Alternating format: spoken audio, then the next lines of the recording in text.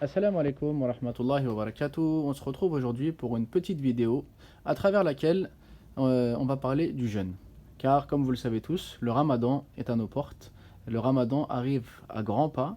On n'a pas vu le temps passer, certes, mais il est là. Il va bientôt arriver, donc il faut que nous soyons prêts pour ce mois. Comme vous le savez, donc, les salafs invoquaient Allah afin qu'il accepte donc les efforts faits pendant le ramadan pour 6 mois après le ramadan. Et 6 mois avant la venue de celui-ci, ils invoquaient Allah pour qu'Allah les laisse en vie de façon à ce qu'ils puissent trouver ce mois et fournir donc les efforts nécessaires pour obtenir durant ce mois la miséricorde et les bénédictions qui s'y trouvent.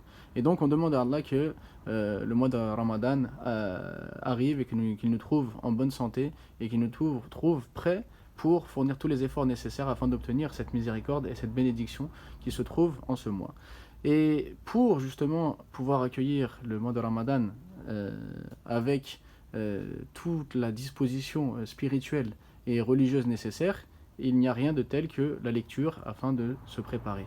Et c'est pourquoi je voulais vous présenter donc aujourd'hui trois livres qui vont nous donner les ressources nécessaires pour être prêt à accueillir ce mois. Donc le premier, c'est un livre aux éditions Al-Bayina qui s'appelle Les sagesses du jeûne ou bien Maqasid as-Sawm, les objectifs donc qu'il y a à travers le jeûne. C'est un livre donc d'El-Aïz ibn Abd salam. Alors ce grand imam et ce grand savant a très peu de livres qui ont été traduits en français, donc c'est déjà très intéressant de pouvoir découvrir cet auteur et de pouvoir découvrir donc son livre sur le jeûne, qui est un livre assez court, qui fait une soixantaine de pages, mais qui est extrêmement complet. Pourquoi? Parce que, pour vous présenter rapidement donc les thèmes traités, dans le premier chapitre, il va nous parler donc du Ramadan et de l'obligation de son jeûne.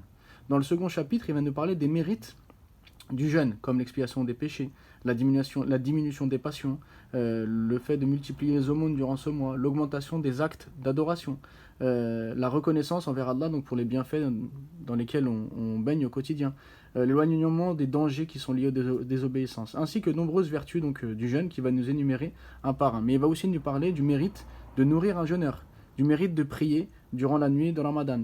Et ensuite de ça, après donc nous avoir sensibilisé à l'importance du jeûne et les mérites de celui-ci et ce qui va nous permettre d'obtenir en termes de récompense, il va ensuite rentrer donc dans les détails juridiques, à savoir donc nous donner les règles à suivre dans le jeûne pour que ce jeûne soit conforme à l'exigence donc divine à son sujet, à savoir à quel moment rompre le jeûne, les actes qui vont annuler le jeûne, les mérites de retarder donc le repas de l'aube, les mérites de se presser à rompre le jeûne au moment du maghrib, etc. Il va également nous parler de tout ce qu'il faut éviter durant le jeûne. Il va nous parler ensuite de Laylatul Qadr et à quel moment est-ce qu'il faut la trouver. Et quels sont les efforts qu'il faut faire durant cette nuit et pourquoi est-ce que cette nuit s'appelle El-Qadr. Ensuite, il va nous parler aussi de l'importance de la générosité durant ce mois, de la lecture du Coran, de l'irtikaf, de la retraite pieuse. Mais également, il va nous parler des 6 jours qui suivent le mois de Ramadan.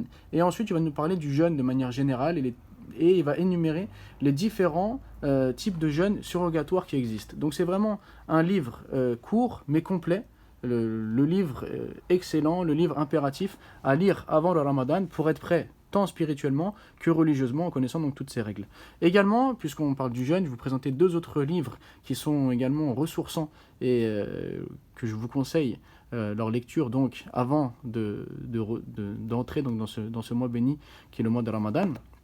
Il y a cette excellente risala donc du Shir Abdel Razak Al-Abbad, voici venu le mois de Ramadan. Donc vous connaissez tous le style du Shir, qui est un style vraiment touchant, qui est plein de spiritualité et de motivation vers le bien.